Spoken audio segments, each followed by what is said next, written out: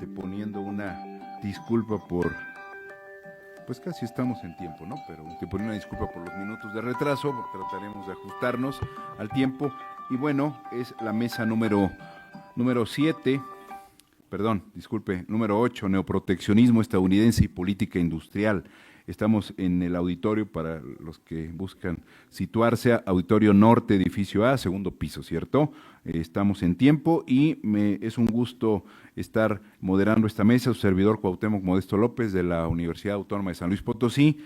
Me honra pues la moderación de esta mesa. Iniciamos con el primer bloque de ponentes, Cesaire Chachoa y Juan Agustín Tapia Alba. Me voy a permitir leer la semblanza que me han compartido. Cesaire es doctor en Ciencias Económicas por la Escuela Superior de Economía, es miembro nivel 1 del Sistema Nacional de Investigadores y evaluador del Programa Nacional de Posgrado de Calidad de la CCT. Es profesor investigador de tiempo completo en la sección Estudios de Posgrado e Investigación del IPN. Sus líneas de investigación incluyen comercio internacional, política económica y administración de NAMIPES, ¿cierto? Juan Agustín Tapia Alba es doctor en Estudios Sociales por la Universidad Autónoma Metropolitana. Actualmente es profesor investigador en la Universidad Popular Autónoma del Estado de Puebla. ¿De Puebla? ¿No? Era. Dice, aquí hay una moción, Facultad de Negocio Internacional y Logística Internacional. Su trabajo de investigación se centra en comercio internacional y desarrollo económico. Bienvenidos a esta mesa, compañeros, colegas, y el tiempo es de ustedes. Les reitero, para todas las y los panelistas, tendremos 15 minutos ustedes se coordinan para dividir el tiempo. Iniciamos pues con el espacio. Bueno, pues muy agradecido del espacio y bueno, vamos a presentar nuestro trabajo que se llama Neoproteccionismo estadounidense y política industrial, replantear la estrategia del progreso de México. Bueno, mi adscripción actual es la Universidad La Salle y bueno, empecemos. Intentaré explicar por qué pongo entre comillas la palabra neoproteccionismo. Básicamente, podemos decir que Estados Unidos, bueno, la presentación se divide básicamente en dos partes. La primera es presentar evidencias de por qué sostenemos que Estados Unidos es el país más proteccionista en materia comercial en el mundo. Y en la segunda, justificar el desarrollo o el diseño de una política industrial que realmente responda a los intereses de este país, ya que durante 40 y tantos años, pues dejamos todo al mercado, toda la demanda, sobre todo del exterior, y bueno, pues hemos tenido resultados, vamos a calificarlo con el término más optimista posible, mixtos, pero pues es momento de replantearse esta situación. Ok, empezaremos diciendo que Estados Unidos, la siguiente, por favor. ¿Cómo también? La siguiente, esta. La siguiente, por favor. La siguiente. Ahí. Gracias. Hay que señalar que teóricamente el concepto de proteccionismo fue justificado por Alexander Hamilton, un funcionario del gobierno de Lincoln, y lo justificaba bajo dos propuestas, una que se conocía como la industria naciente y otra la seguridad nacional. Entonces, Estados Unidos, sobre todo en sus primeros años de país independiente, aplicó medidas proteccionistas para defenderse de la entonces industria británica y el resto de las industrias europeas. En 1904, Canadá emite su primera ley en materia de antidumping en el mundo, precisamente para defenderse de un caso de competencia desleal de los productores de acero de Estados Unidos. Y en esta gráfica tenemos básicamente la historia comercial de los Estados Unidos desde el año 1800 hasta 2010. Podemos distinguir tres periodos muy claros. De 1800 a 1870, Estados Unidos tiene déficits comerciales en todos esos años. El promedio era de menos 2% del Producto Interno Bruto. De 1870 a 1974, Estados Unidos igual, bueno, mejor dicho, por el contrario, tiene superávits comercial. En promedio, el 1% de su Producto Interno Bruto. A partir de 1975, Estados Unidos ha tenido déficits comerciales hasta nuestros días. Sobre todo el déficit que comienza en 1975 se da por tres razones fundamentales. La baja de los aranceles de forma unilateral por parte de Estados Unidos a partir, más especialmente a partir del fin de la Segunda Guerra Mundial, el abandono del patrón oro de Estados Unidos en 1971 y la primera gran crisis de los precios del petróleo. Básicamente el objetivo de las empresas en ese entonces estadounidenses era convencer al gobierno de que bajaran sus aranceles, poder producir con menores costos en países con bajos salarios, ya sabemos cuáles, y enviar estos productos al mercado estadounidense. Durante muchos años les funcionó. Por supuesto, la consecuencia natural iba a ser un déficit comercial. Ok, la siguiente, por favor. Ok, en esta gráfica vemos la proporción del déficit comercial de los Estados Unidos con relación a su Producto Interno Bruto. A partir de 1975, como señaló, empiezan los déficits en la balanza comercial estadounidense. Hay que recordar que el punto más alto en tiempos modernos del déficit estadounidense es más o menos del 3 al 4% sobre su Producto Interno Bruto, pero en 1850 y tantos llegaron a tener un déficit de menos 8% del Producto Interno Bruto. Entonces, punto. El déficit comercial de los Estados Unidos no tiene que ver con un problema financiero, porque Estados Unidos paga sus importaciones con dólares, es decir, con su moneda local, cosa que muy pocos países pueden hacer. Y Estados Unidos, sobre todo recientemente, se ha caracterizado por ser irresponsable en materia monetaria. Entonces, si necesitan imprimir más dólares, los van a imprimir para poder pagar su déficit comercial. La siguiente, por favor. Aquí viene la verdadera causa de por qué el acentuar las medidas proteccionistas de los Estados Unidos. En los años 60, el Producto Interno Bruto de los Estados Unidos representaba el 40 y tantos % del Producto Interno Bruto del mundo, o representa menos del 20%. Entonces, Estados Unidos está perdiendo influencia en las relaciones económicas y comerciales en el planeta. Y ya sabemos contra quién principalmente, ¿no? Un país con una bandera roja, con unas estrellas amarillas. Esta gráfica nos explica por qué la gente en Estados Unidos vota por Donald Trump. Esta es la evolución del empleo manufacturero en Estados Unidos. Hay que señalar que hay dos tipos de empleo principalmente, el manufacturero y el del sector servicios. Los empleos manufactureros son mejores que en los sectores en el sector servicios porque los salarios son al menos 30% más altos, tienen mayor estabilidad laboral y sobre todo tienen mayor protección sindical. Quien trabaje en una fábrica estará de acuerdo que tienen un poco más de protección que los que trabajan en una tienda. Entonces, Estados Unidos hoy tiene, en la última parte de la gráfica, la curva nos dice que más o menos tiene 13 millones de puestos en fábricas. Este número hoy es casi 7 millones de empleos menos de los que tenían en 1979. Entonces, con todo el cambio demográfico y todo, hoy Estados Unidos perdió 7 millones de empleos. Y esa es la base de votantes de Donald Trump, principalmente. Personas.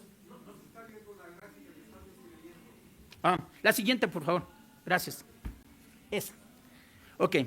En la actualidad, el nivel de empleos en el sector manufacturero corresponde a 1946, para que más o menos nos demos cuenta. La siguiente, por favor. La siguiente gráfica nos explica o nos da otra evidencia de por qué el gobierno estadounidense está adoptando este tipo de gráficas. La gráfica verde o la curva verde nos dice la evolución del Producto Interno Bruto y la naranja nos dice la evolución de los salarios. Entonces, entre más pasa el tiempo, más se rezagan los salarios con relación a la producción de riqueza en los Estados Unidos. La siguiente, por favor. Y esta gráfica o este cuadro nos dice cuáles son las principales empresas del Standard & Poor's 500 y quiénes son sus principales propietarios reales en términos accionarios. Y como podemos ver, hay un fondo de inversión que se llama Vanguard Group, que es el principal propietario de las 10 empresas principales del índice Standard & Poor's. Y si vemos, todos sus porcentajes accionarios no llegan al 15%. ¿Por qué no llegan al 15%? Para no ser objetos de investigación de parte de la autoridad antimonopolio en los Estados Unidos. Hay que multiplicar el monto de ese porcentaje por el valor de cada acción y más o menos Vanguard Group, en el caso de Nvidia, tiene más o menos 350 mil millones de dólares. Solo Vanguard Group. Y solo en Nvidia. Estas empresas dificultan el desarrollar cualquier tipo de política por parte de los estados o de los gobiernos. ¿Por qué? Porque no quieren pagar impuestos, porque no quieren cumplir con leyes, porque no quieren aumentar los salarios de sus trabajadores, etc. Entonces, las circunstancias actuales son muy distintas a 1975. Y por eso, insisto, es nuestra propuesta la necesidad de desarrollar una política industrial, considerando que nuestro vecino, que aparte es nuestro principal socio comercial, es el país más proteccionista del mundo. Dentro del órgano de solución de diferencias en la OMC, Estados Unidos es el país más demandado del mundo, con 164 casos en contra. Y, por ejemplo, la Unión Europea solo, entre comillas, solo tiene 98, que es el segundo caso. China solo tiene 53 demandas en contra dentro de la OMC. El país que más demandas pone contra otros países también es Estados Unidos, con 124. Para el caso, por ejemplo, para comparar con México, México tiene 25 casos contra otros países dentro de la OMC y solo tiene 15 en contra. Entonces, insisto, la necesidad es vital, tenemos que fortalecer nuestro mercado interno y, bueno, pues estas son algunas evidencias que podemos encontrar a través de la investigación. Y, bueno, definitivamente nuestra propuesta no es recuperar o utilizar el vocablo neoproteccionismo, sino es señalar, hoy Estados Unidos es más proteccionista que nunca antes en la historia, y estas son las verdaderas razones. Muchas gracias. No hemos terminado, disculpa. Bueno, falta mi compañero. Bien, favor, falta 5 minutos todavía. Siguiente, por favor. Vamos a ver otra gráfica, pero antes de eso quiero señalar que esta investigación, como ustedes ven, es analítica y descriptiva. Usamos varias fuentes, como ejemplo World Trade, Historical Database, INEGI aquí en México, Casablanca y otras fuentes. Por favor, la siguiente. Estamos viendo esta cosa. Exactamente, estamos viendo aquí las amenazas de Donald Trump de aplicar aranceles a los países. Vamos a ver la primera y la última. La primera de 50% es un país llamado Lesoto. A Donald Trump le dio tanta risa decir, ese país ni siquiera sé dónde queda ese lugar, se pone a reír. Efectivamente, es un chiquito país aislado ahí con Etiopía, que vive exclusivamente de textil y confección. Y depende exclusivamente de eso. Donald Trump le aplica 50%, no le importa. Y la última es Chile, solo 10%. Pues porque a Chile poco y a Lesoto mucho. Aquí vienen dos explicaciones. Uno, Chile tiene tratado de libre comercio con Estados Unidos. Dos, es el país con mayor tratado de libre comercio en el mundo. Tiene posibilidad de voltear a ver otros mercados. Eso es un punto a favor de Chile, por eso a lo mejor la aplica solo 10% y el Lesoto 50%. Siguiente, por favor. Y van a preguntar, ¿y qué hay de México? Porque a nosotros que somos familia, para decirlo así, nos aplica el 25%. Bueno, oficialmente se queja de tema migratorio, luego se queja de tema de narcotráfico. Aquí hay un problema para nosotros. Cada vez que hay un pequeño movimiento en Estados Unidos, nos impacta directamente. Esa gráfica muestra un ejemplo del sector automotriz. Simplemente las amenazas que hizo Donald Trump sin pasar a la acción tuvo un impacto en el sector automotriz entre marzo y mayo. Vemos caídas. Por ejemplo, en las ventas se habla de caídas de 4% en mayo y la producción 9% en abril y 6% en mayo. Hubo suspensiones de operaciones, un paro técnico solo por amenaza de Donald Trump. No podemos seguir así. No podemos seguir dependiendo de los caprichos de una persona, presidente, lo que sea. Cualquier comentario que hace impacta en nuestra realidad. Siguiente, por favor. Y aquí, razón por la cual decimos que nuestra propuesta de política industrial debe tener dos vertientes. Acá lo comentaba hace rato el doctor Agustín, y también en la mesa de la mañana también comentaba el tema de fortalecimiento del mercado interno, pero también un tema de diversificación. Lo vemos con el tema de Chile. Por tener un abanico de opciones de Tratado de Libre Comercio, hay posibilidad de poder negociar por tener opciones. Por no ver ahí en la mesa los socios comerciales de México, vemos que Canadá y Estados Unidos llevan más del 90%. Y apenas un pedacito para Europa, la Unión Europea, principalmente Alemania, y el tema de China. Esa gráfica nos muestra que hay una necesidad de repensar el diseño de la política industrial. Para terminar, por favor, la siguiente. Entonces, para terminar, nosotros tenemos dos propuestas aquí. La primera propuesta es la diversificación. Hay opciones. México es parte de muchísimos acuerdos internacionales. Podemos hablar, por ejemplo, del Mercosur, podemos hablar de MIST o de MICTA y otros. Y México también tiene que volver a ver mercados no tradicionales. El caso de África. En el comercio internacional mexicano de un 100%, apenas 2% es africano. Hay una clase media africana creciente. ¿Por qué no voltear a ver ese sector? Entonces, es la propuesta que vino a compartir con ustedes hoy en día, que creo que pensamos que es tiempo de voltear a buscar otros mercados y no seguir aguantando las incertidumbres que genera el país del norte. Muchas gracias.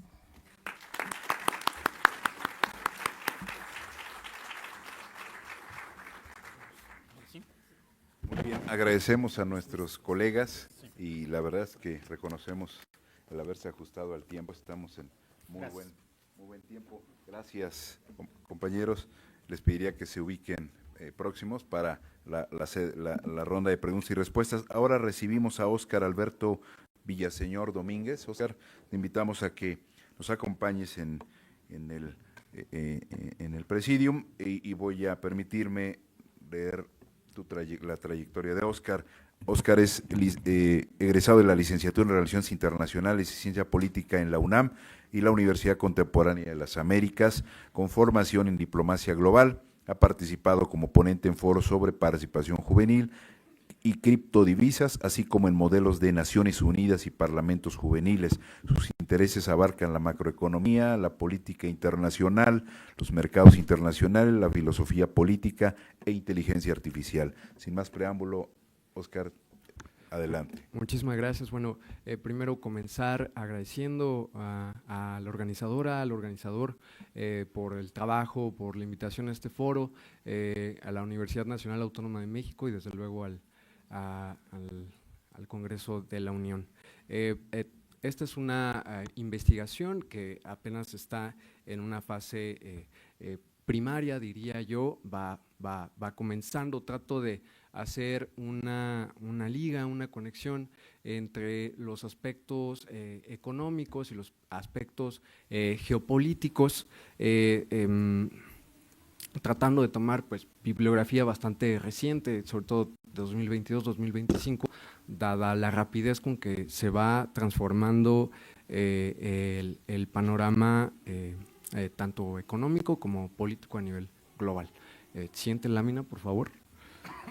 Entonces, titulaba yo el inicio de este trabajo como reindustrialización y primero conceptualizar que pues se trata de un proceso que busca blindarse de alguna manera ante pues esta volatilidad, la alta incertidumbre, resultado de las modificaciones en el traspaso de poder de parte de los Estados Unidos, en este caso como potencia unipolar, a finales de los años 80, sobre todo en la caída de la Unión Soviética en el 91 y en la primera década de los años 2000. Entonces también de aquí se desprenden algunos otros conceptos como friendshoring, allieshoring, aunque yo aquí me remitiría al comentario que hacía Kissinger en algún momento, que mencionaba que si había algo peor que ser enemigo de los Estados Unidos, pues era ser precisamente su aliado o su enemigo. Siguiente lámina, por favor. algunas causas configurantes de este proceso. Bueno, decir que es un proceso multifacético que tiene diferentes matices, diferentes dimensiones y que surge como un imperativo geopolítico en este choque sino-estadounidense que se manifiesta en una cuestión cultural, en una cuestión política, en una cuestión diplomática, en una cuestión comercial y económica. Y que se genera una securitización, una valoración de seguridad de los aspectos económicos, reduciendo así esta perspectiva de mercado o predominantemente de mercado desde un punto de vista liberalizador hacia un término que prioriza la cuestión de la seguridad nacional. En este caso de los Estados Unidos, y que modifica este entorno de globalización, aunque bien no acaba con ella. Siguiente lámina, por favor.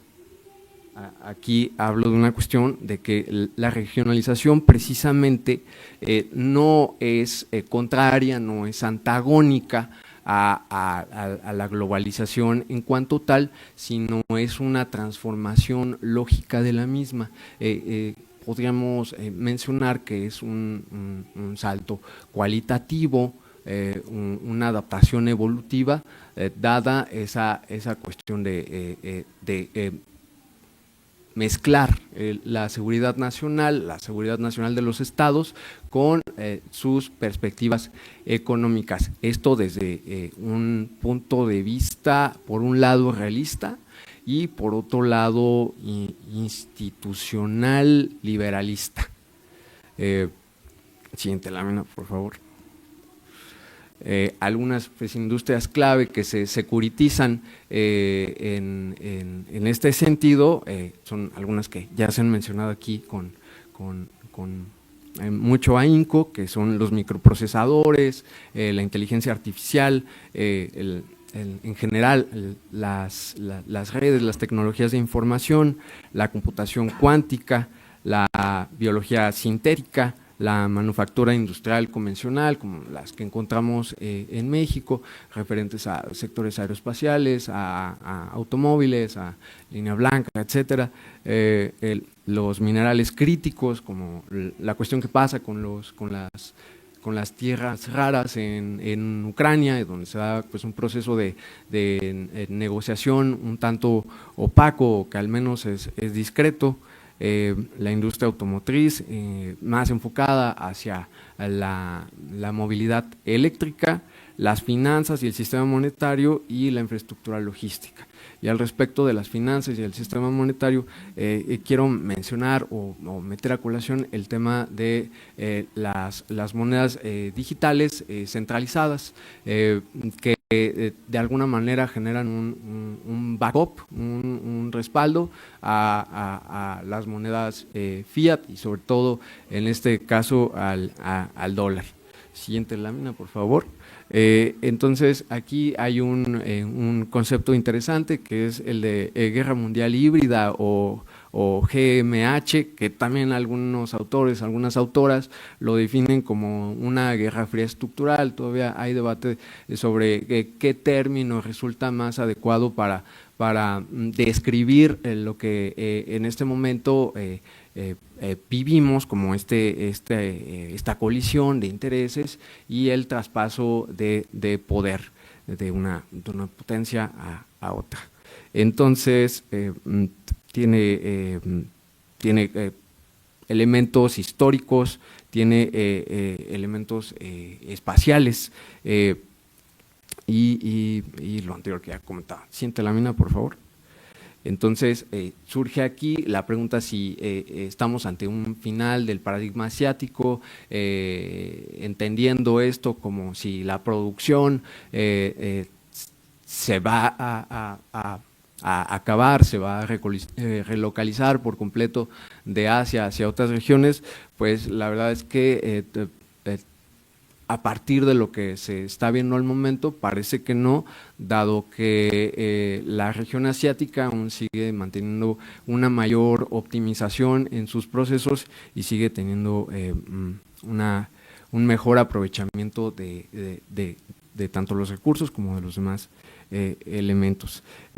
Asimismo, las políticas agresivas de Occidente no están penetrando, no están desmembrando como tal la integración, sobre todo China en la zona Asia-Pacífico. También se le menciona Indo-Pacífico como para tratar de lingüísticamente disolver, difuminar la participación de China, pero pues la influencia China sobre esta zona sigue siendo creciente, tanto con la instalación de bases militares como con el despliegue constante de buques. Un elemento que veo importante mencionar es el incremento del gasto militar en la región, que es incluso más grande que el que se está desplegando en la OTAN, principalmente con naciones como Japón, que comparativamente a su Producto Interno Bruto tiene el mayor incremento en gasto de defensa, pese a que constitucionalmente mencionan que sueltan o renuncian tanto a la guerra como a la construcción de un ejército. Es algo similar a lo que pasa con las fuerzas de defensa de Israel. No, en los términos del derecho internacional no es un ejército, pero en términos reales sí lo es. Siguiente lámina, por favor. Entonces, aquí respecto a México planteo una pregunta sobre si podemos integrarnos sin perder soberanía, pero de inicio es clave mencionar que la soberanía es una situación, un término bastante opaco, escueto, que no nos deja visualizar realmente qué es. O sea, se plantea ya desde 1600, pero los estados-nación como tal no ejercen plena soberanía sobre su territorio, sobre sus acciones, sino que se ven en una compleja interrelación tanto con otros entes estatales, o sea, con otros países, como en la actualidad ya con otras células, con otros participantes, actores del sistema internacional, como podrían ser organizaciones, grupos sociales, ONGs, etcétera. Entonces, aquí México está vinculado directamente de una manera muy profunda con los intereses estratégicos y de seguridad con los Estados Unidos, ya que desde la proyección de seguridad estadounidense se le considera de alguna manera parte de su territorio o parte de su espacio vital. De ahí que se desplieguen pues programas sí, arquitecturas de seguridad como el NORAD-2. Otra es la volatilidad política interméstica, o sea, la relación política de incertidumbre entre Estados Unidos y México, entre pues, sobre todo Donald Trump, y cómo va pues en una manera contradictoria respecto a lo que se menciona en un momento y después a lo que se traduce en los hechos en otro. Y otro es el dilema de la periferia, que en el caso específico de Latinoamérica ha dependido, ha confiado demasiado a los instrumentos jurídicos, a la cuestión del derecho internacional, pensando que si se apega a estas normas, que si se apega a la lógica institucional jurídica, eso le va a permitir posicionarse mejor en el escenario global. Lo cierto es que no. En todo caso, Latinoamérica tiene que concentrar esfuerzos hacia unir capacidades que le permitan hacer frente a los retos globales de manera conjunta, entendiendo su debilidad estructural. En ese sentido, también algo que genera conflicto en México es la confusión ideológica entre un régimen político que en el discurso pareciera a ser o dirigirse hacia cuestiones progresistas de izquierda, pero que en la práctica apunta más hacia un pragmatismo tradicional, de carácter neoliberal. Siguiente lámina, por favor.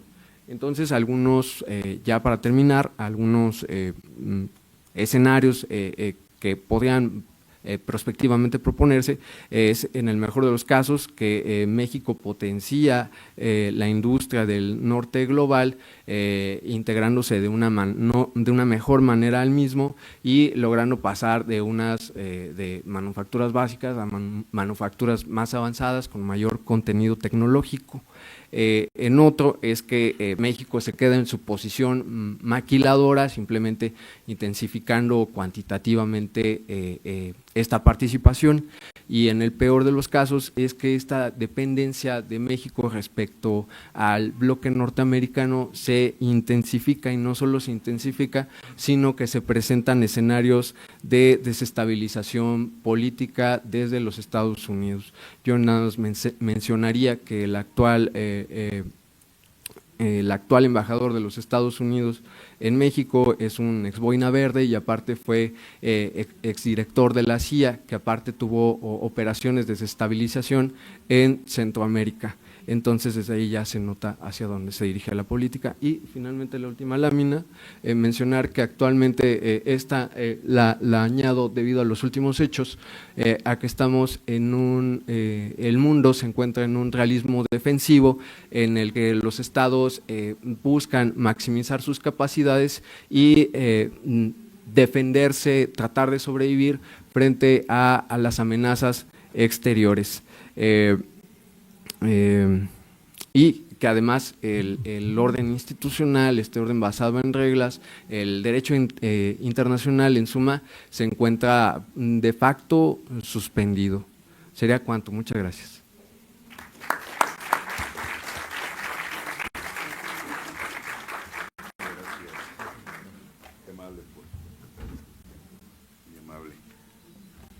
De nueva cuenta, de igual forma, invitamos ahora a Daniel Velázquez Paz. ¿Está Daniel por ahí?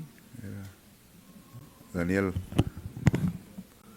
Velázquez Paz, ¿no? ¿No está? Bueno, si no está Daniel, Betiana Elizabeth Vargas, ¿sí?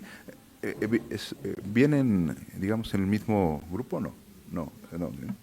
Adelante, entonces, por favor, Betiana Elizabeth Vargas, me voy a permitir, por favor, toma asiento, leer una breve semblanza de Betiana. Es doctoranda en Estudios del Desarrollo en la Universidad Autónoma de Zacatecas y becaria de la Secretaría de Ciencias, Humanidades y Tecnología e Innovación. Es magíster en Ciencias Sociales y especialista en Educación y Nuevas Tecnologías por Flaxo, Argentina.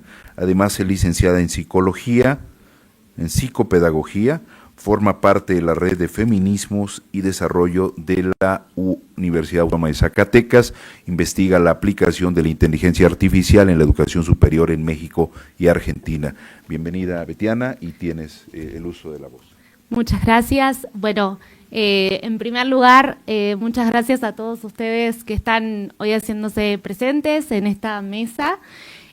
Quiero comentar, en primer lugar, bueno, esta propuesta deriva de la investigación doctoral que estoy trabajando y tiene que ver justamente con esto, con los desafíos estructurales y las oportunidades estratégicas que vemos que México tiene como potencialidad en relación a la región latinoamericana. Y me voy a referir ahora en términos de integración, quizás porque traigo el sur-sur, porque soy argentina.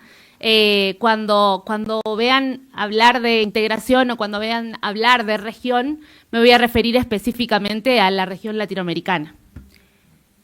La siguiente, por favor. Y bueno, ya lo mencionó el compañero recién. Estamos en un momento de crisis estructural muy profunda y el compañero lo mencionó en términos del estado difícil, ¿no?, de guerra que atraviesa el mundo y que sabemos lo complejo que eso deriva y que tiene sus raíces profundas en lo que autores como Aguilera hablan de este cambio de fase, ¿no?, del capitalismo en sí. Y eso significa que no solamente empezamos a observar cambios a nivel estructural, sino también en las formas y en los modos de vincularnos, que vamos a empezar a ver cada vez con más profundidad, con más detenimiento. Y en este marco, también lo mencionaban los compañeros, muchas gracias, incluso en otras mesas, estamos en un momento de guerra tecnológica muy profunda, ¿no?, y en esta competencia tan abismal entre Estados Unidos y China, vemos que la inteligencia artificial, como mencionaba también el compañero, entre otras tecnologías emergentes, entre otras tecnologías que son disruptivas, están siendo como el foco, ¿no?, de esta gran guerra. Y en este marco, ¿no?, incluso de relocalización, que también es el tema de este foro, México se inserta en un escenario con una posición de relativa conveniencia, ¿no? Está, digamos, jugando y está teniendo un lugar central, ¿no?, en esta relocalización, que creo que es muy provechoso, y sepan que en relación a América Latina están teniendo una gran situación México, su pueblo, no necesariamente por las condiciones estructurales, sabemos que faltan muchísimas cosas, que el país también tiene condiciones de desigualdad muy profundas, pero que se han decidido como mexicanos y mexicanas a cambiar, a transformar desde una base de soberanía, desde una base, digamos, nacional propia, que incluso hoy está llevando a que ustedes replanteen esta necesidad de sustituir las importaciones y de crear un factor de industrialización que tanto necesitan como país y que tienen las condiciones. Entonces, en este marco, el gran problema que observamos, digamos, quienes estamos estudiando la cuestión de inteligencia artificial, tiene que ver con que hoy México carece de una estrategia nacional de inteligencia artificial que puede ser algo muy provechoso. En este marco, como hipótesis, ¿no?, México podría llegar a insertarse como un nodo estratégico de inteligencia artificial en la región latinoamericana, como les conté. Entonces, en ese marco, entendemos que justamente este escenario que les comenté recién podría presentarse como este contexto propicio para el diseño y para la implementación de esta estrategia nacional de inteligencia artificial a partir de una política tecnológica soberana, una política tecnológica nacional, una regulación interna específica y un fomento, ¿no?, entendiéndose como uno de los países con más condiciones y capacidades que tiene la región latinoamericana, junto a Brasil y junto a otros países, como es el caso de Argentina, de Colombia, pero bueno, sabemos que no todos apuntan a las condiciones de soberanía nacional, y esto lo menciono porque en el caso de Argentina estamos teniendo un desguace brutal de nuestro Estado, que lo quiero denunciar porque el presidente Javier Milei está haciendo, desarmando tanta Argentina que nos costó construir. En ese marco, como objetivo general, es importante como destacar esto, cómo analizar este estado actual de desarrollo y de incorporación de la inteligencia artificial en México y esta inserción, ¿no?, en el marco específico del Plan México, que ustedes, bueno, hoy lo comentaban en la mesa de apertura, viene ya impulsándose desde el 2019, pero que este año hemos observado los primeros borradores, digamos, de este plan, y también a partir de la política arancelaria también que Donald Trump impuso a todo el mundo, básicamente, a partir del 3 de junio la presidenta Claudia Sheinbaum Pardo estableció como prioridad estratégica para el país con 18 grandes líneas de acción, y entre ellas, en la línea número 15, estaría la posibilidad de desarrollar un laboratorio nacional de inteligencia artificial.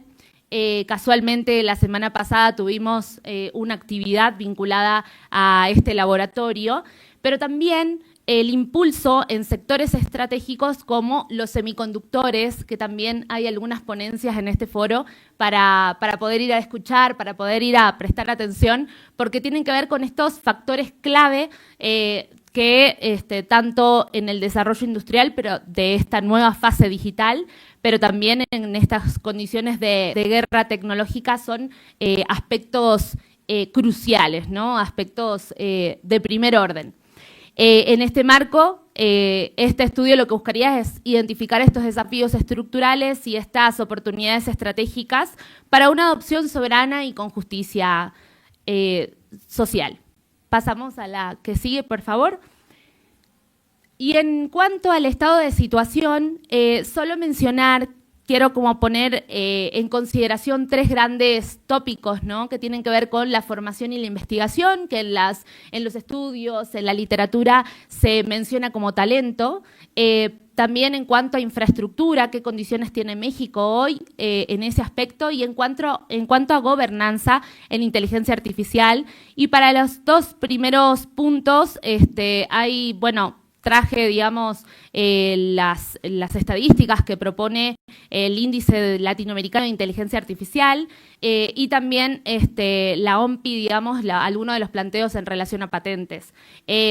Podemos pasar a la siguiente. Y en cuanto a formación profesional, lo que ustedes pueden observar es que México hoy se encuentra en una posición por encima de la media a nivel latinoamericano, con un 56%, con 56 puntos, podríamos decirles, en función de cómo lo plantea este informe, que hace que, bueno, tenga una condición relativamente superior a la de muchos países, muy cercana también a Chile, a Colombia, a Brasil, que son quienes hoy están teniendo una posición de liderazgo en inteligencia artificial. Y esto, mencionar, digamos, que tiene que ver con la formación profesional de licenciaturas y las carreras STEM, pero también México cuenta con una posición estratégica en relación al talento avanzado, ¿no?, porque también cuenta con formación de doctorados, compartiendo, digamos, esta posición con Brasil y con Chile. O sea que tendrían también una condición de formación en talento avanzado muy superior. Pasamos a la que sigue. En cuanto a investigación, aquí hay un punto bastante importante que lo problematizaban en el lanzamiento del Laboratorio de Inteligencia Artificial los colegas y lo decían muy bien. México ha caído posiciones en relación a lo que venía teniendo hace por lo menos un año, digamos. Cayó alrededor de 10 posiciones en cuanto a la producción científica.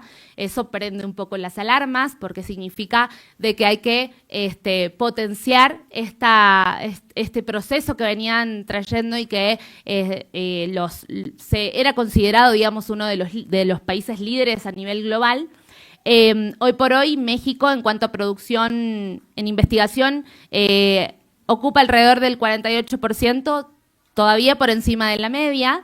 Y en cuanto a patentes, bueno, ustedes saben, todavía cuesta, ya lo mencionaba la colega en la mesa anterior, tener patentes y sobre todo vinculadas a inteligencia artificial generativa. Todavía sí seguimos estando por fuera de los rankings a nivel internacional y como ustedes pueden ver en los círculos celestes están las universidades chinas y después la mayoría son empresas, corporaciones chinas y estadounidenses en su mayoría, ¿no?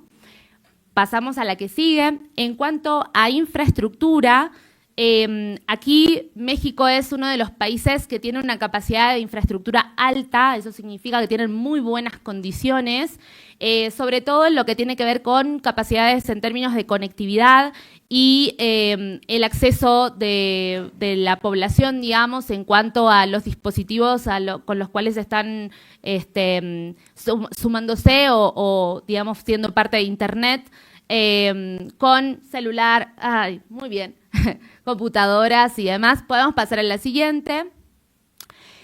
Solo mencionar aquí que, por ejemplo, les traje una comparación en cuanto a Argentina. Los dispositivos, nosotros estamos en el 38%, México está en el 62%. Fíjense esta diferencia en términos de acceso a dispositivos de calidad para acceder a Internet. Pasamos a la que sigue, por favor. Y en cuanto a 5G, digamos, todo lo que tiene que ver con el acceso, digamos, que ustedes tienen también está por encima de la media a nivel latinoamericano. El 32% es el acceso con 21.000 antenas o nodos, digamos, de conexión de 5G. Así que es muy importante ese punto. En cuanto a la gobernanza, y ya pasamos muy bien, no voy a mencionar a nivel internacional, solo sepan que existen diferentes enfoques en términos de gobernanza. Ustedes saben que la única ley a nivel global que ya ha sido muy renombrada es la Ley de Inteligencia Artificial de la Unión Europea, y a nivel regional todavía presentamos lamentablemente una condición muy fragmentada de regulación. Aquí en la siguiente les dejo un artículo que publicamos para un congreso de Turquía con colegas de la Universidad de Zacatecas, y ahí pueden acceder a ese artículo para que puedan observar cuáles son las condiciones de gobernanza, de regulación a nivel internacional, y en este caso yo problematicé la cuestión argentina. Pasamos a la que sigue. Y en el caso de México, ya para ir cerrando, solo hablar de que existen, y a pesar, digamos, de no tener una regulación o una estrategia nacional de inteligencia artificial, sí cuentan con buenas condiciones para la regulación, sobre todo porque tienen normativa específica en relación a datos personales. También tienen instituciones como el Instituto Federal de Telecomunicaciones, como la Agencia Nacional Mexicana de Inteligencia Artificial, que elaboraron junto con la Secretaría de Economía algunas medidas, digamos, para regular. Pasamos a la siguiente. Muy bien. Pero sí es verdad que existen todavía, digamos, pruebas o protocolos, digamos, ¿no? Que son un poco los ensayos que se vienen trabajando, por ejemplo, con el Banco Interamericano de Desarrollo, también con el Consejo Mexicano de la Ética para la Inteligencia Artificial y la Robótica. También la Ciudad de México ha presentado un proyecto de regulación el año pasado, y hoy existen alrededor de 58 proyectos de ley justamente en esta casa y tanto en el Senado también. Pero sí hay algunas redes, digamos, de especialistas, de profesionales que se aglutinan en la red ECOS, y esto que les mencionaba, el Laboratorio Nacional de Inteligencia Artificial, que está enlazado al Plan México y que tiene el espíritu, digamos. Pasamos a la que sigue. Aquí también les dejo una nota que escribí para Diario Red, para que ustedes puedan observar qué pasó en ese foro de lanzamiento del Laboratorio Nacional de Inteligencia Artificial. Pasamos a la que sigue. Y también cuentan con una serie de universidades nacionales y también, muy bien, mexicanas, que están haciendo sus propias recomendaciones, así que también es algo bastante interesante para que puedan apuntar.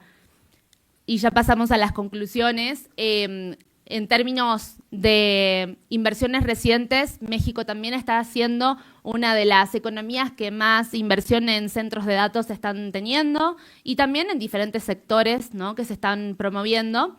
También hay desafíos estructurales en relación a la infraestructura tecnológica, que bien lo mencionaba al inicio, y también falta de formación especializada que hoy el mundo está pidiendo, solicitando. Pero también en términos de producción científica, para poder recuperar esos lugares que México supo tener hace no muy poco tiempo, digamos. Y también esto de los actores emergentes, ¿verdad? No mencioné la sociedad civil, pero también existen proyectos como las madres buscadoras, que hoy utilizan sistemas de inteligencia artificial para hacer sus búsquedas de sus desaparecidos y desaparecidas. Entonces hay un contexto bastante propicio para poder tener una inserción en este sector, que es un sector estratégico y que creo tienen, como bien les decía, condiciones óptimas, no solo para fortalecer su estrategia nacional, sino también para ser quizás un punto neurálgico de reordenamiento de toda la región latinoamericana, que ojalá nos ayuden a poder seguir adelante al resto de países. Así que muchísimas gracias, con esto cierro y aquí les dejo mi contacto. Gracias.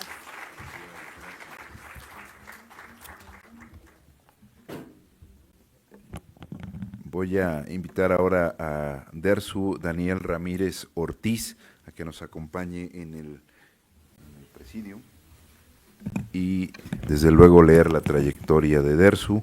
Daniel es doctor en Relaciones Internacionales por la UNAM, es profesor investigador en el Consejo de Ciencia y Tecnología del Estado de Puebla y en la UPAEP.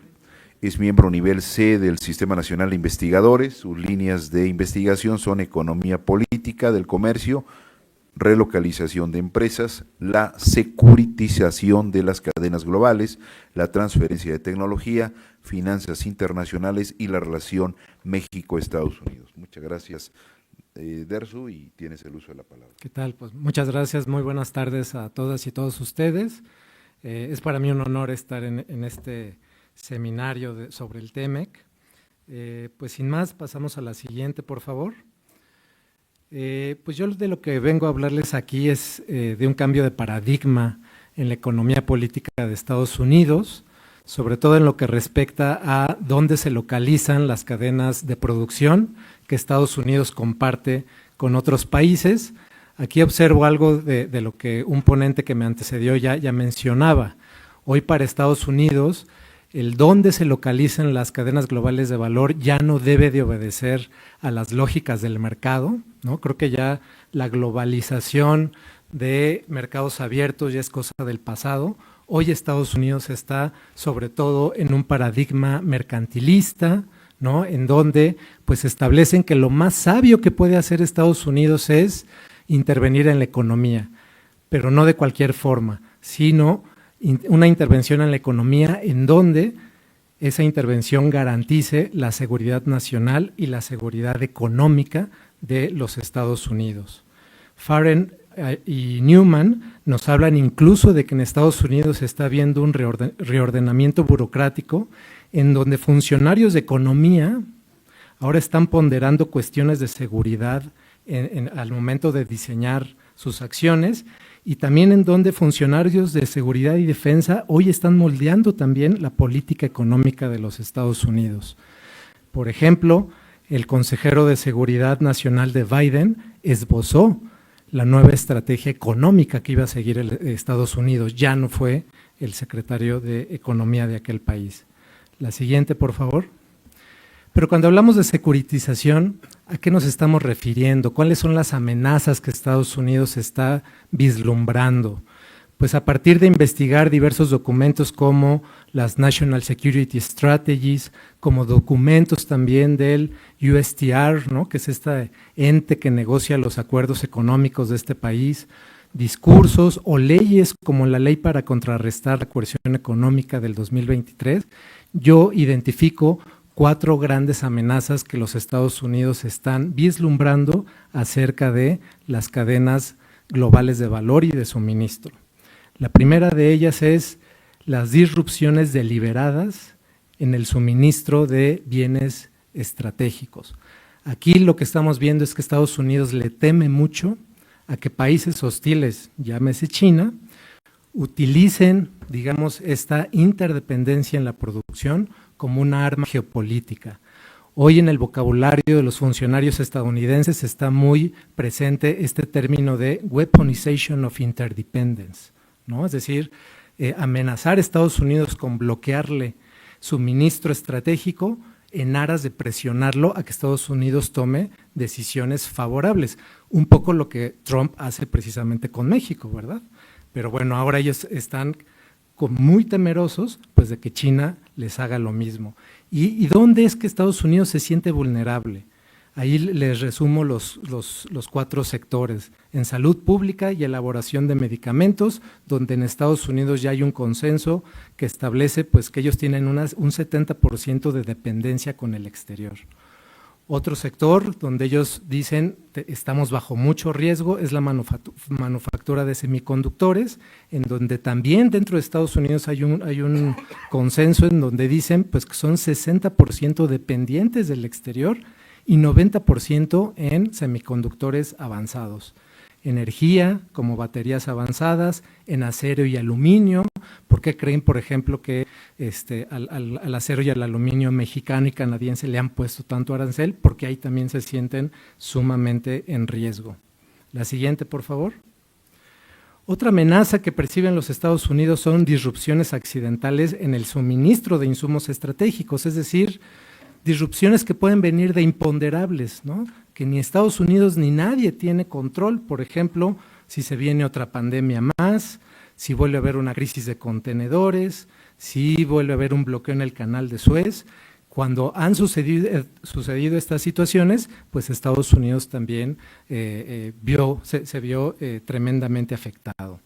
Una tercera amenaza que establecen los Estados Unidos es que las cadenas globales de valor se han convertido en peligrosas porque han drenado empleos, ¿no?, de la economía estadounidense y los han llevado a través del offshoring a China, a México y a otros países del mundo. Ahí también vemos cómo dentro de Estados Unidos pues hay un consenso pues de que Estados Unidos ya no puede seguir así, ¿no?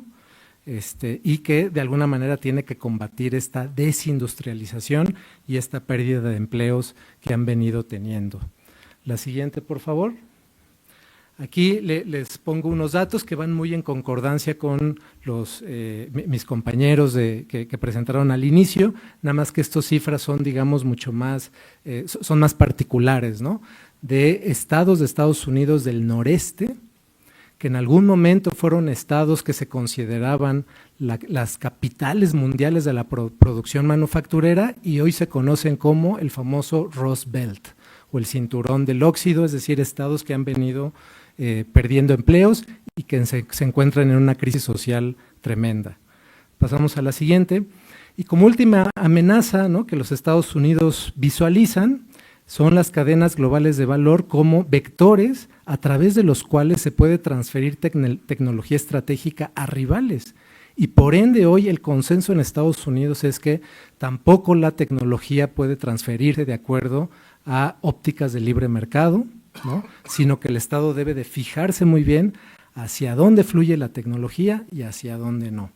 Aquí vale la pena indicar que muchos de estos sectores que he mencionado están dentro del planteamiento del Plan México, por lo cual pues el Plan México no va a estar ajeno, digamos, a toda esta óptica. Siguiente, por favor.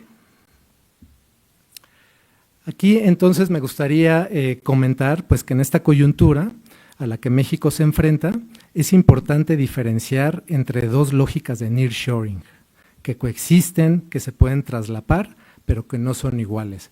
Esta es una conceptualización propia que he venido desarrollando. Creo que en México tenemos que entender que México puede ser atractivo para dos tipos de nearshoring.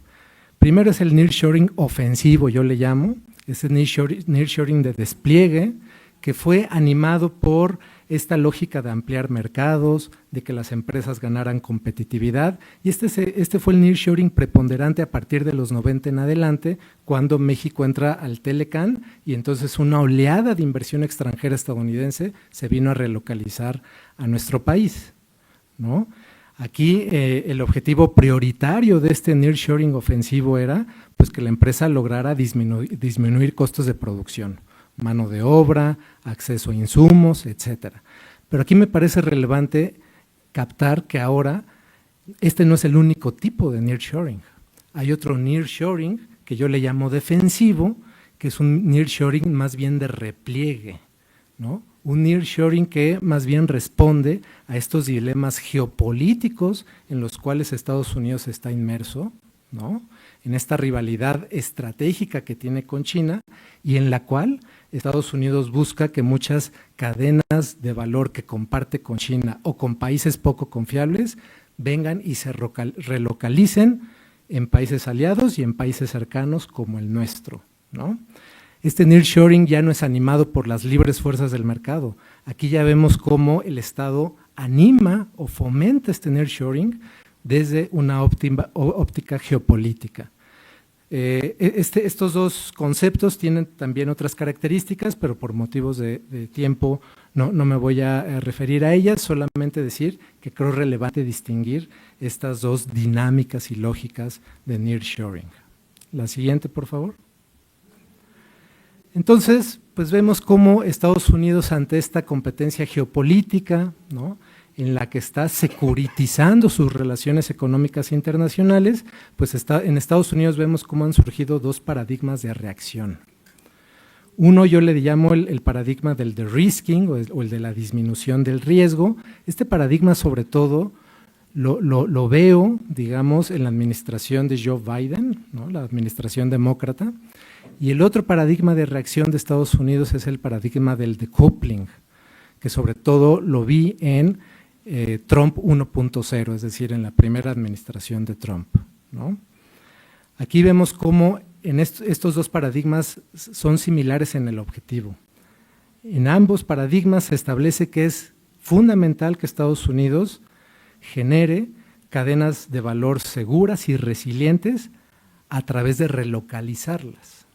Pero ¿dónde viene la diferencia? La diferencia viene ya en los medios. Y estos medios, digamos, se pueden identificar en la respuesta que se da a diversos dilemas, ¿no?, que ahorita les voy a comentar. El dilema 1 ¿es deseable y posible la desvinculación productiva total con China?, ¿no? En el paradigma del de-risking se establece que no, que Estados Unidos y China están tan compenetrados que no es, digamos, viable romper totalmente la interdependencia que existe en otros países.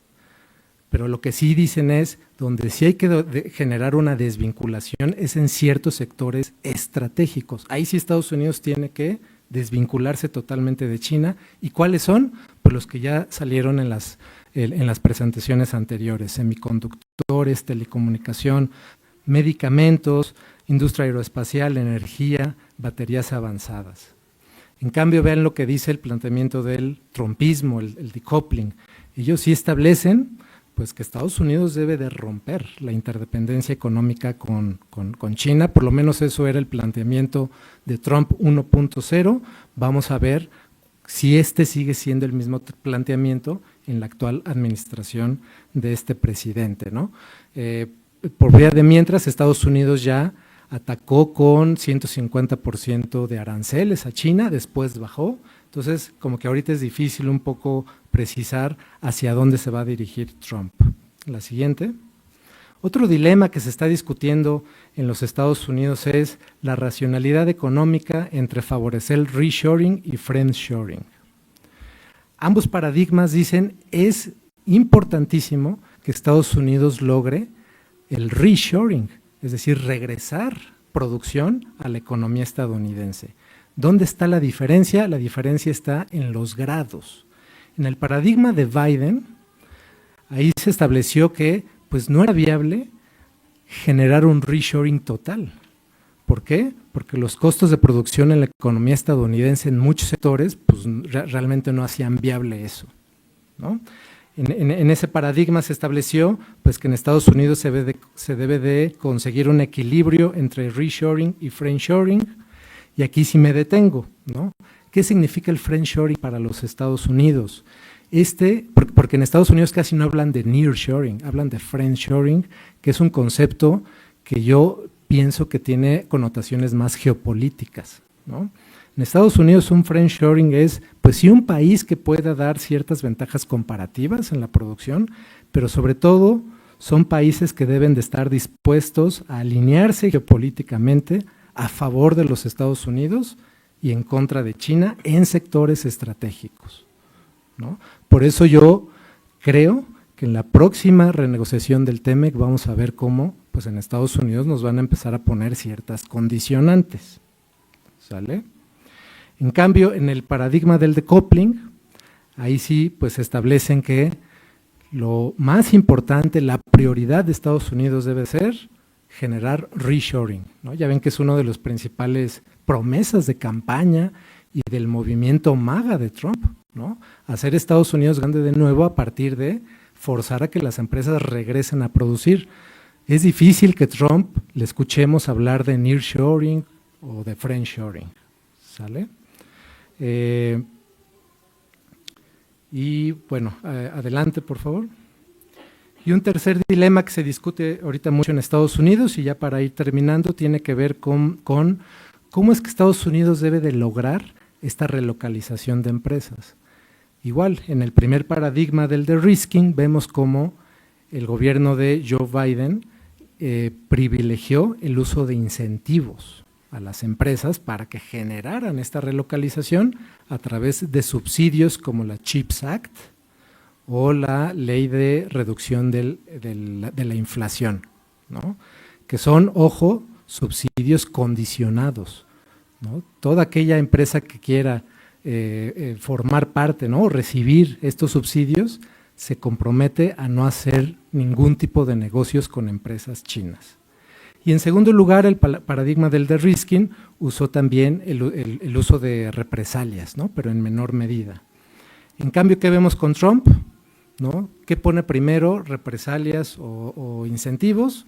Represalias totalmente, y aquí los ejemplos sobran, ¿no? Los aranceles recíprocos que prácticamente le puso a todo el mundo y que en parte su objetivo es forzar a que las empresas regresen a producir a Estados Unidos. Y en segundo lugar, pues también con Trump vemos el uso de ciertos incentivos. Por ejemplo, hace años le prometió y les dio a las empresas incentivos fiscales y regulatorios para invitarlas a regresar a Estados Unidos. También habló de que él iba a terminar con esos esquemas de subsidios de la era Biden, lo cual nos dice que en Estados Unidos no hay esta continuidad en su política económica como sí la vemos con los planes quinquenales de China, etcétera. En fin, creo que para México es importante identificar esta cuestión, que para Estados Unidos la localización de las empresas no es un tema meramente económico, sino también es un tema de seguridad, ¿no? Que establecen, ¿no?, en Estados Unidos todavía estos dos paradigmas que están en competencia, ¿no?, y que finalmente creo que el Plan México y toda aquella estrategia que plantea nuestro país no puede desgraciadamente estar ajena a lo que plantea Estados Unidos, porque recuerden, y con esto cierro, que en esta relación hay una profunda asimetría en donde Estados Unidos tiene diversos mecanismos para presionar y hacer que México se alinee con sus prioridades. Pues eso sería todo y muchas gracias.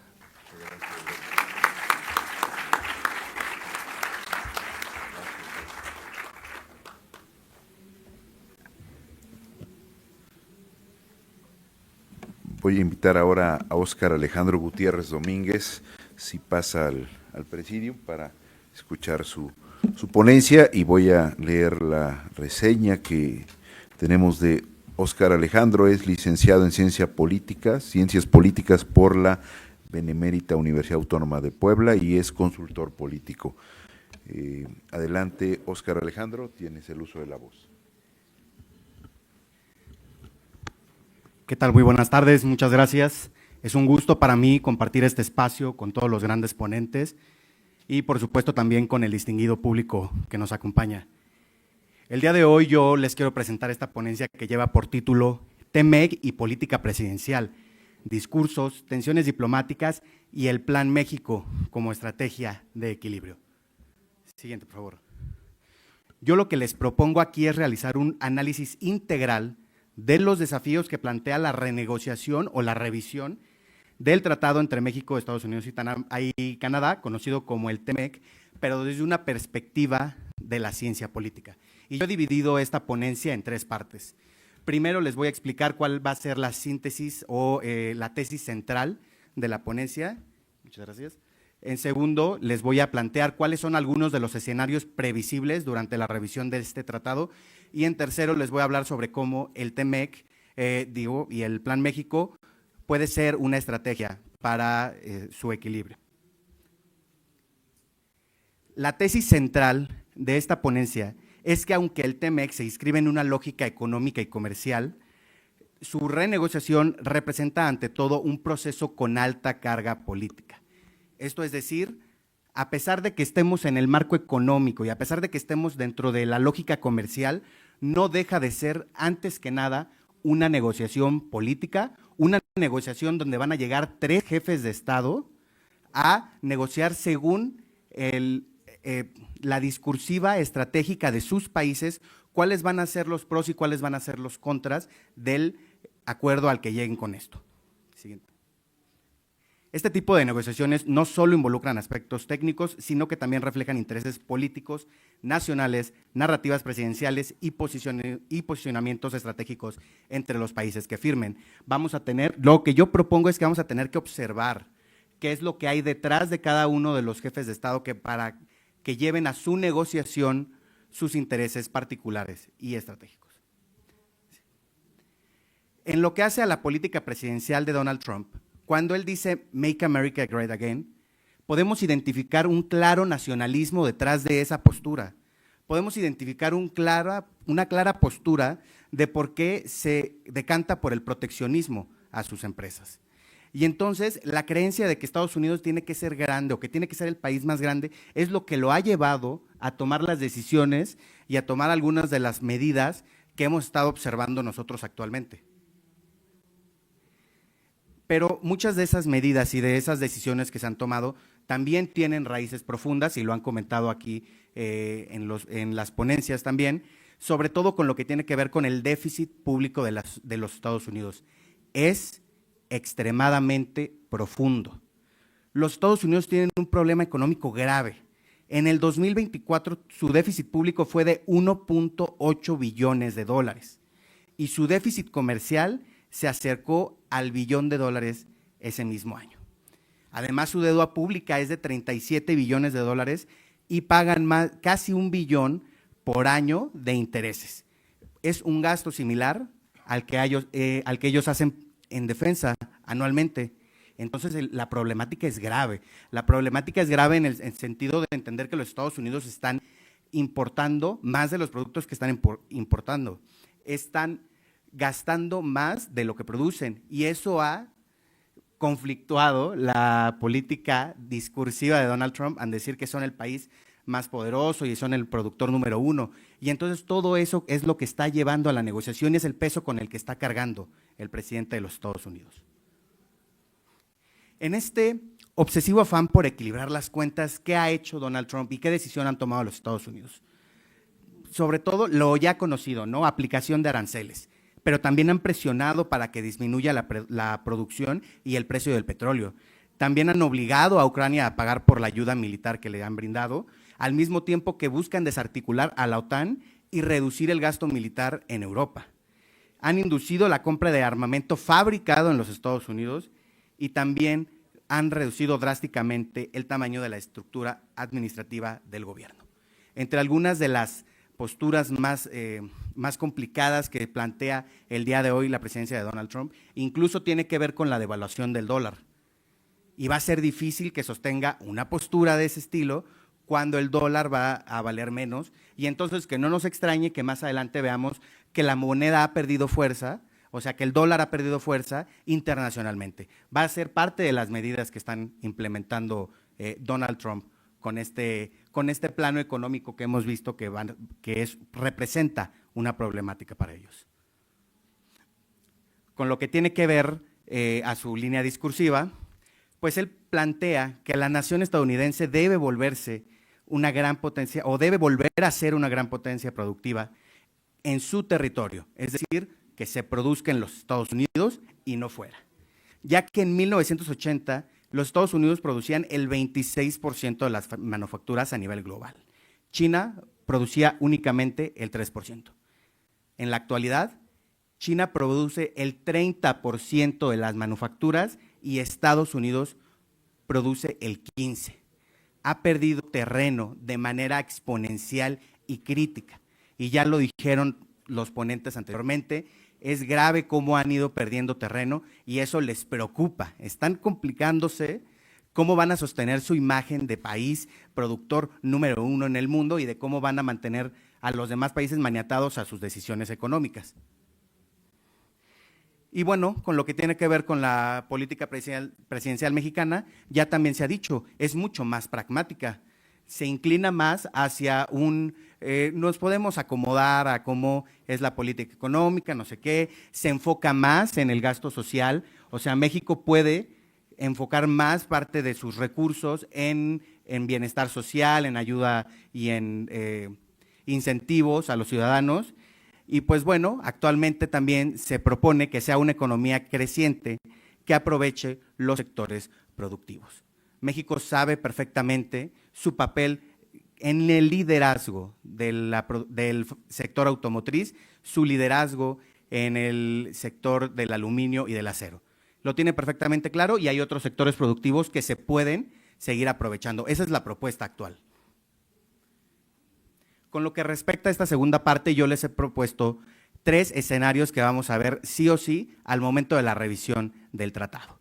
El primero es que va a haber un incremento en las tensiones diplomáticas entre los gobiernos. Esto ya lo estamos viendo, ya estamos viendo las tensiones diplomáticas que hay a partir de las medidas que se han implementado.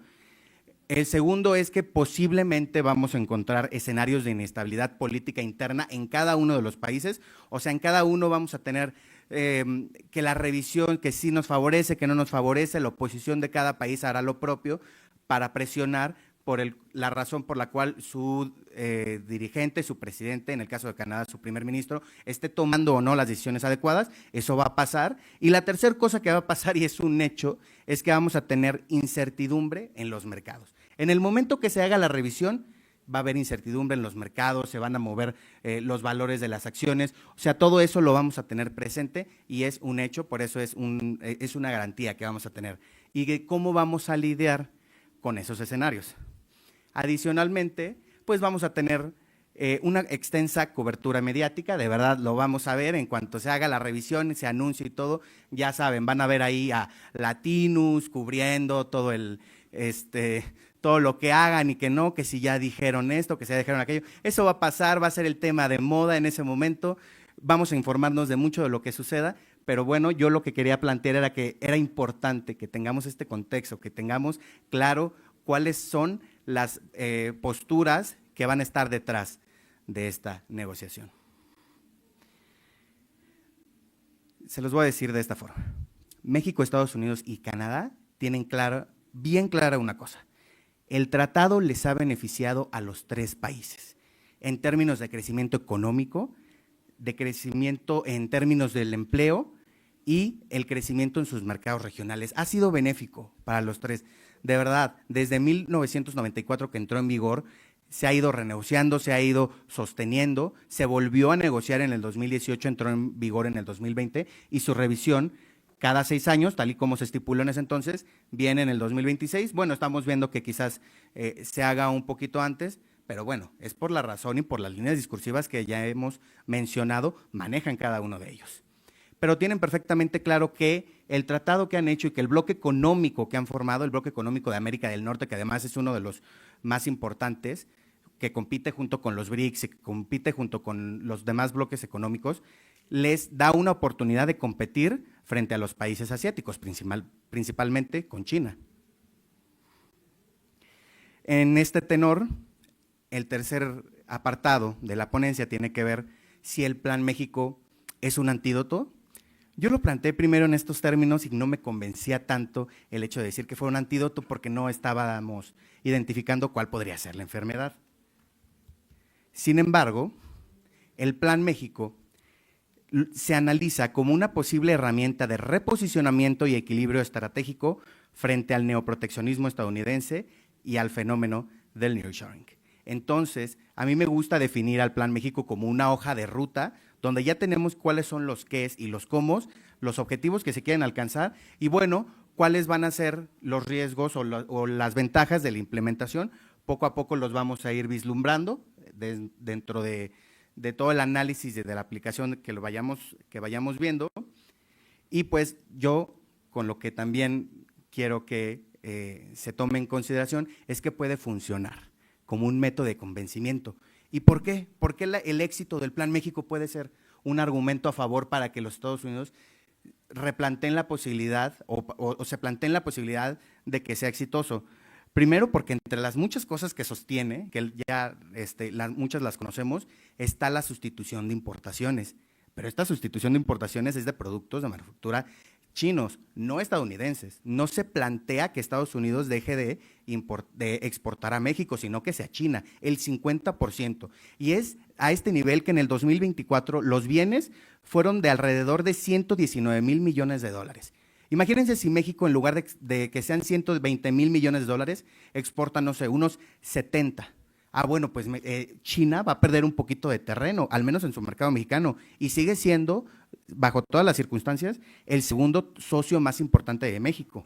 Representa aproximadamente el 20%. Y entonces esta medida le conviene a los Estados Unidos. Es uno de los argumentos que se pueden llevar a favor a esta revisión, a esta negociación, al menos eso es lo que desde este espacio se sostiene.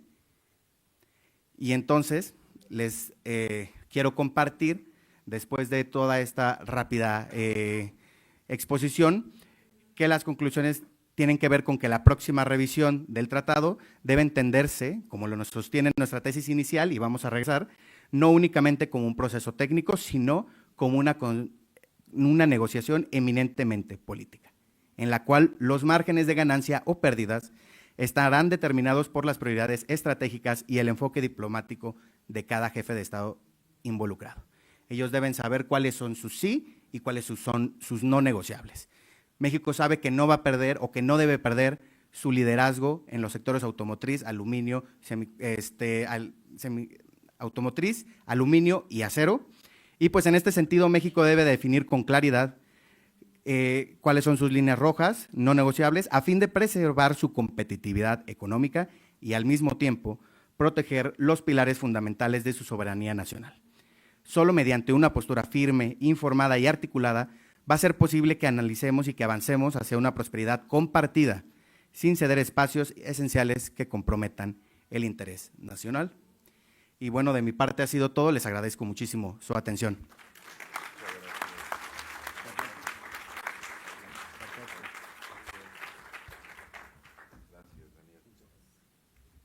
Muy bien, agradecemos a nombre del comité organizador a los ponentes y desde luego hay un espacio para preguntas y respuestas, por lo tanto iniciamos justo el espacio para preguntas y respuestas. Adelante, compañero, tienes por ahí, van a hacernos favor de acercarte un micrófono. Dos preguntas entonces, muy bien. Sí. Gracias.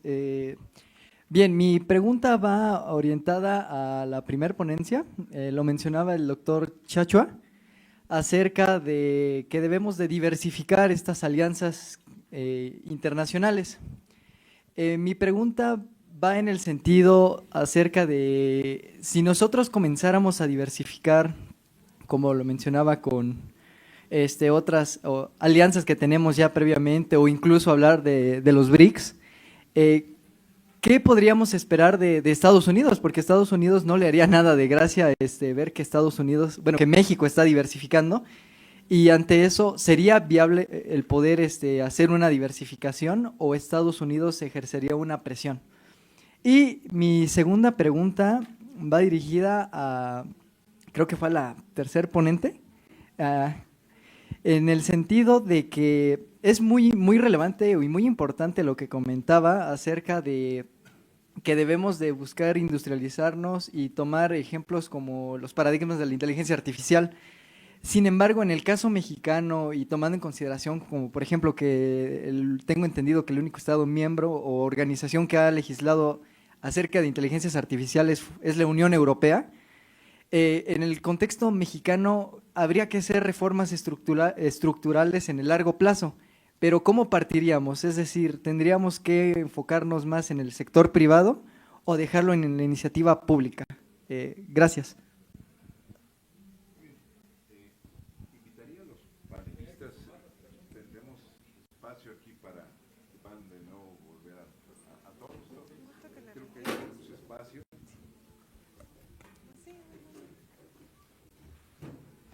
Daniel, Diana, por favor, Nersu, por favor, porque tenemos espacio para que puedan situar. Estamos en tiempo. Sí. ¿Hablo? Sí. Muchas gracias por la pregunta. Bueno, en las relaciones comerciales tenemos que tomar en cuenta que son relaciones de fuerza y como relación de fuerza hay que negociar. Nosotros pensamos que México necesita definitivamente diversificar, eso nos da una fuerza para poder negociar contra Estados Unidos. Que le guste o no, no nos interesa a nosotros. relaciones entre países no son relaciones de amistad, sino de intereses. Entonces, definitivamente diversificar es una buena opción. Ahora bien, si queremos diversificar, debemos tomar en cuenta que hay aspectos fundamentales como los tiempos. El proceso de diversificación implica elementos fundamentales como los tiempos, la cuestión cultural, la cuestión del idioma, la cuestión de la geografía. Entonces, es un proceso de mediano y considero hasta de largo plazo, pero insisto, es fundamental para nosotros buscar una forma de oponernos un poco a Estados Unidos. Insisto, una pequeña broma del presidente de Estados Unidos impacta en la actividad económica nuestra. No es correcto. Gracias. Mi respuesta también va a ir en línea del compañero. Creo que, como dice aquí el compañero, tiene que ver con relaciones de fuerza, claro que sí. Lo que intenté presentar tiene que ver con las condiciones o las capacidades que México tiene y creo que más allá, digamos, de la dicotomía entre Estado-mercado, sí es posible, o sea, sí tienen condiciones de tener una burguesía nacional, a diferencia de otros países de América Latina, donde las oligarquías son demasiado fuertes, concentradas, reaccionarias, y se han aliado a los poderes globales, ¿no? Y a las, podríamos decirles, autores como el que mencioné, ¿no? Lucas Aguilera lo menciona estas grandes tecnológicas como una nueva aristocracia financiera y tecnológica. Entonces, hay otras oligarquías locales de América Latina que se están aliando y que están entregando la soberanía, están entregando nuestros bienes comunes en términos, ¿no? Mal dicho, digamos, recursos naturales, pero son nuestros bienes comunes, todo el incentivo, digamos, o lo que significa formar capacidades, formar profesionales que después tienen que emigrar. Entonces, todo eso son pérdidas, digamos, para la soberanía nacional. México hoy está en otra condición y, por lo tanto, tienen la posibilidad, digamos, de intentarlo, ¿verdad? Tejiendo esas alianzas entre público-privado con una burguesía nacional que puede llegar a intentar mediarse, digamos, o intentar negociar, digamos, ciertas condiciones de trabajo, pero creo que sí están en condiciones de trabajarlo y además en este marco también trabajarla en términos de integración regional como América Latina, ¿verdad? Acá el compañero lo dice, que oponerse, el camino al que nos lleva hoy Estados Unidos es un camino de muerte y ustedes lo saben. Lamentablemente lo que está sucediendo en Palestina y lo que está sucediendo con el Estado sionista de Israel tiene que ver con una política directa de financiamiento desde Estados Unidos. Eso que está sucediendo como realidad en Oriente Medio no es algo que pueda llegar a ser ajeno para los próximos años para América Latina. Entonces, conformar una estrategia nacional de soberanía, de industrialización, hace a la defensa de la vida y el humanismo mexicano que han consolidado, creo que es una esperanza para toda la región latinoamericana y para, obviamente, todos los otros sitios, ¿no? De nuestro sur global, como África, exactamente, como Asia y todos los países, obviamente, que les mencionaba recién, Medio Oriente y demás. Creo que es necesario apostarlo, probar. En otro momento se intentó, quién sabe si en este momento no tenemos las condiciones de hacerlo. Por eso es un incentivo y que tantos jóvenes hoy se estén formando para discutir estas condiciones.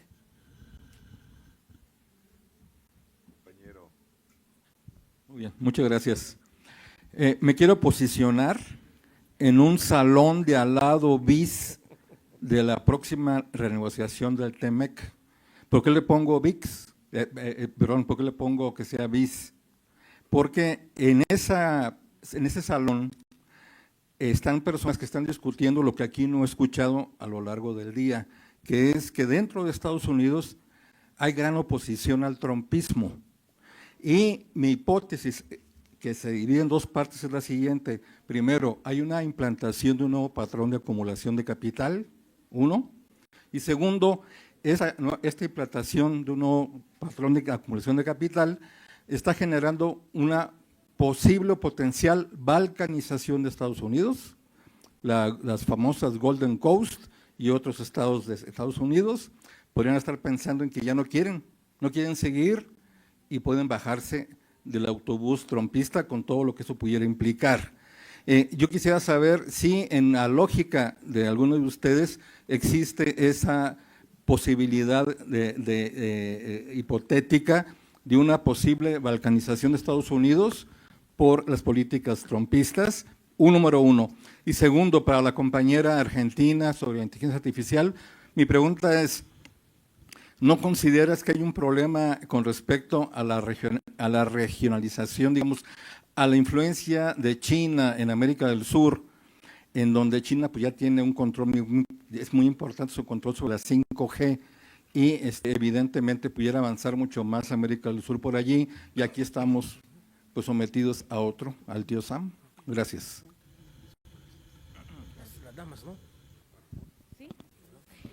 Sí, cortito. Creo que sí, que, o sea, tenemos, bueno, la región está siendo hoy tironeada, ¿verdad? Por eso es tan necesario poder discutir un proyecto de integración regional que lamentablemente estamos, creo, bastante lejos. Tenemos una región que está muy fragmentada, que no se puede, digamos, recuperar o quizás pensar en la misma escala que sí se pensó en una década anterior, pero sí que por lo menos hay algunos focos de resistencia, ¿no? En el caso de Brasil, en el caso de México, en el caso de Colombia, menciono, ¿no? Por decir algunos, los más relevantes. Y creo que el gran problema, y acá voy a citar una metáfora, ¿no? El problema es que estaríamos cambiando de collar, ¿no? Y esa es la cuestión. Someternos para ser lugares justamente enclaves, lamentablemente no puede ser la realidad latinoamericana. Necesitamos discutir en términos de poder configurar un nuevo proyecto como región, como Latinoamérica, y que hoy ya se piense, además de región latinoamericana, también del sur global, o sea, con esto que mencionaba, otras regiones que tienen condiciones muy similares a las nuestras en términos de dependencia o en términos de, lamentablemente, condiciones de industrialización muy menores a las de otras latitudes, ¿verdad?, o de las economías centrales. Pero sí, me parece que es un gran factor, por eso es tan difícil encontrar a toda la región latinoamericana, porque en México está la tensión con Estados Unidos y en el sur tenemos nuestra tensión con muchos de los países que han generado, digamos, sus políticas alrededor de China. Sí es una posibilidad crear hoy condiciones para negociar dentro de los BRICS, pero creo que es fundamental que discutamos como región latinoamericana. Eso es lo fundamental para que no cambiemos de collar, como se dice, y podamos realmente encontrar condiciones de liberación, de industrialización y por lo tanto de soberanía y de dignidad de nuestros pueblos. Bueno, me voy a permitir contestar la primera pregunta que hacía. Hay que entender que cuando hablamos de Estados Unidos, recuerdo que en mis clases me decían que si un grupo social, una sociedad respondía al 50% en determinadas características, ya se podía considerar un número muy alto. Entonces, hay que entender que Estados Unidos es un país muy diverso. Hoy es un país altamente fragmentado. Están a esto de separarse en serio. Tiene un problema con su clase gobernante. Por ejemplo, el Senado es una gerontocracia. El 98% de los senadores en Estados Unidos se reeligen. El mismo Joe Biden tenía como 40 o 50 años como senador. Entonces, esta clase gobernante no entiende qué es lo que necesitan las mayorías. Y recientemente tuve la oportunidad de hacer un viaje a Canadá y en lugar de regresarme en avión, me regresé cruzando todo Estados Unidos desde desde Detroit a Laredo. Entonces, pues, recorrí de norte a sur. Y cuando pasaba por Arkansas es el estado más pobre de Estados Unidos. Y los niveles de pobreza en Arkansas, llegaba el tren de Amtrak, llegó a la estación en Little Rock, que es la capital del estado, y parecía que estaba llegando a Nueva Delhi. Entonces, la desigualdad y los contrastes sociales en Estados Unidos están a punto de fragmentar esa sociedad. Texas ya no se entiende con California en términos fiscales, el costo, por ejemplo, de una casa en California es completamente distinto al de Texas. La gente en Nueva York no entiende cómo se relaciona. Es más, hasta te dicen, ¿qué es Texas? Texas es Estados Unidos. Entonces, sí hay un problema muy serio y Trump solo vino a reforzar esta situación. Entonces, en la elección de 2027 se pueden definir muchas cosas. Muy probablemente Trump pierda las elecciones, el Partido Republicano, y entonces pues va a estar flotando en la inmensidad de la nada la última parte del gobierno de Trump.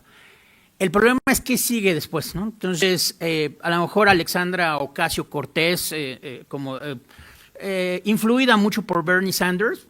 Tristemente Bernie Sanders es una persona ya muy grande, ya no tiene la capacidad, nunca tuvo la capacidad real de convertirse en candidato por los demócratas, pero es el único sujeto medianamente sensato dentro del sistema político estadounidense. Él critica mucho la parte de por qué los Estados Unidos tienen que pagar su educación y por qué tienen que pagar la salud. Algo que, por ejemplo, en Europa pues, ya se da por sentado. En Estados Unidos el único que más o menos tiene algo de luz en ese sentido es Bernie Sanders y bueno, pues hay que esperar. Como México, pues sí, estamos sujetos a cualquier eventualidad. El dicho de que tan cerca de Estados Unidos y tan lejos de Dios, comercialmente tiene una ventaja, tenemos una ventaja que se llama el modelo gravitacional de comercio. Y entonces, bueno, pues cuando Estados Unidos se abrió al mundo, pues México ganó mucho. No se puede entender el México actual sin el Tratado de Libre Comercio, pero hoy están padeciendo las consecuencias del modelo que ellos mismos implantaron y tenemos que ser listos. Tenemos que buscar aquellos sectores de la sociedad y del sistema político estadounidense que tengan más afinidad o menos resistencia a las causas mexicanas y actuar inteligentemente. Pero sí, sería un grave error pensar que los Estados Unidos es un monolito y que todos piensan exactamente igual. No, hay 50%. Y literalmente ven a los mexicanos, el 50% nos ven como la cosa más espantosa y amenazante. Ahí está Samuel Huntington, que en su libro El choque de las civilizaciones. Y están los otros. Yo les recomiendo, hay pensadores muy interesantes del lado estadounidense, John Mearsheimer, Jeffrey Sachs, Glenn Diesel, que tienen una versión interesante sobre las cuestiones internacionales, pero sí, hay que acercarse a la parte de Estados Unidos con la que podríamos tener más éxito negociando, porque sí los hay.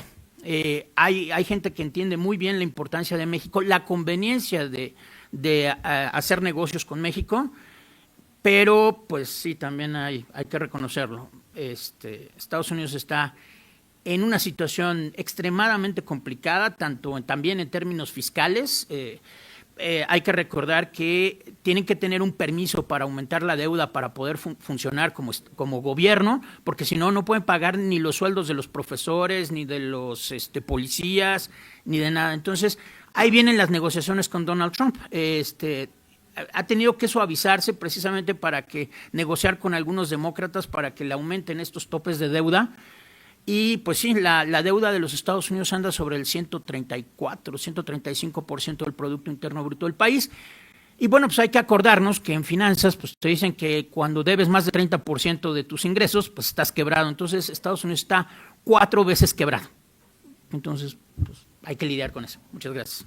Muy bien. Pues muchas gracias. Les pido un aplauso para nuestros panelistas. Gracias por sus exposiciones, por el contenido de ellas, y ahora me voy a permitir pues entregar la constancia a su respectiva participación. Voy a leer una de manera muy general y después voy refiriéndolos por su nombre. La Cámara de Diputados, la sexagésima sexta legislatura. Gracias. Soberanía y Justicia de la Cámara de Diputados, la Universidad Autónoma de México, Nacional Autónoma de México, la Facultad de Economía, la División de Estudios de Posgrado, División de Estudios Profesionales, otorgan la presente constancia a, en este caso, nuestro compañero Cesaire Chachowa, por su ponencia en el segundo Foro Nacional, el TEMEC, en la encrucijada neoproteccionismo estadounidense, nearshoring y Plan México, en la mesa neoproteccionismo estadounidense y política industrial, firma maestro Sergio Carlos Gutiérrez Luna, presidente de la mesa directiva de la Cámara de Diputados de la 26ª legislatura, maestra Lorena Rodríguez León, directora de la Facultad de Economía, maestra Claudia Rivera Vivanco, coordinadora general del Foro de la Cámara de Diputados de la 26ª legislatura, y nuestro amigo doctor Samuel Ortiz Velázquez, coordinador general del Foro de la Facultad de Economía de la UNAM. Doctor Cesaire, felicidades. En igual forma, ahora Agustín Tapia Alba. Agustín. A Óscar Alberto Villaseñor Domínguez. Óscar, por favor.